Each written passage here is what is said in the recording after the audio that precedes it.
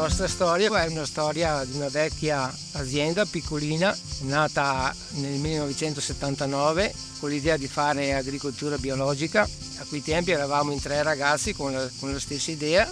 Erano gli anni in cui non c'erano ancora gli organismi di controllo, non c'erano neanche i mezzi tecnici o tanti mezzi tecnici per poter lavorare, però eravamo più che convinti che bisognava lavorare rispettando l'ambiente, cercando di dare un cibo sano alla fine per il consumatore e non da ultimo proteggere anche l'operatore nelle varie operazioni. Insomma, che ognuno dopo di questi 3 ragazzi ha formato la sua realtà, la sua azienda bio e siamo arrivati ai giorni nostri. Noi in azienda siamo praticamente in 4, tutta la famiglia che collabora per il sostentamento. Adesso Silvio dà una mano a me nel campo o io do una mano a lui, è la stessa cosa, mentre invece a casa per lo spaccio c'è la moglie Antonella con la figlia Giulia, che loro invece si occupano del negozio, della vendita diretta.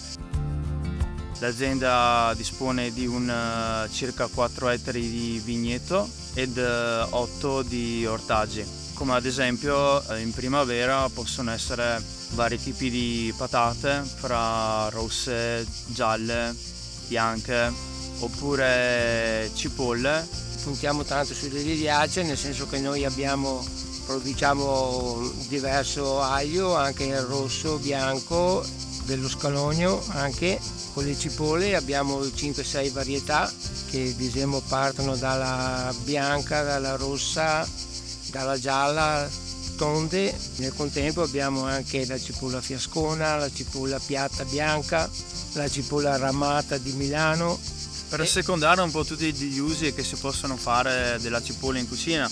Per esempio la cipolla bianca noi la consigliamo tanto come da mangiare cruda, possono essere nelle verdure, nelle insalate, nei panini, perché ha appunto un sapore delicato. Sì. Da mangiare da sola viene molto buona invece la cipolla rossa fiascona, da fare alla griglia, quella speciale.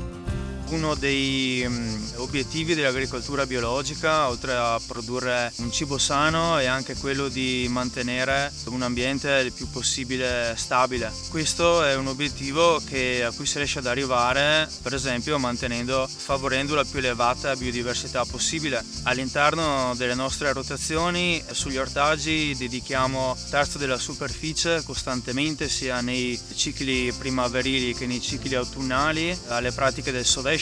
Questo a sua volta ci consente sia di avere tutti i vantaggi da un punto di vista di lavorazione fisica del terreno, resistenza agli eventi atmosferici estremi, e poi comunque anche la disgregazione della sostanza organica va a creare nutrimento e supporto per tutte le popolazioni di microrganismi presenti nel suolo.